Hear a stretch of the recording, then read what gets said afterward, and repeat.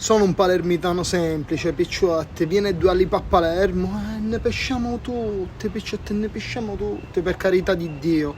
È un prio vedere le stars che vengono a farsi le vacanze nella nostra splendida città, a Palermo. Ma solo noi palermitani non abbiamo capito che veniamo da una delle città più belle del mondo a livello storico-culturale. Quindi ci sconvolgiamo per un niente, ma è normale, perché è uno dei luoghi più belli della terra a livello storico, culturale, per cibo, clima, tradizioni, cultura. La gente lo sa. E le star non sono altro che persone come noi che mangiano, cacano e gli piacciono gli stessi piatti che piacciono a noi, ragazzi, è tutto molto semplice. È bello privacy, però ragazzi, la città è meravigliosa.